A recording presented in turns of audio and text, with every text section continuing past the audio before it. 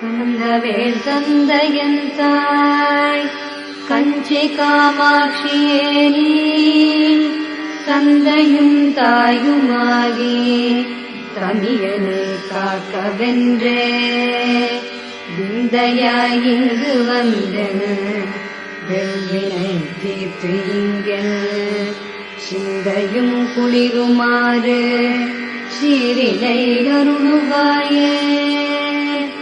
வருகவெல் குடியை காக்க கஞ்சி காமாட்சி வருக, வருகவெல் மிடியை நீக்க மதுரை மீனா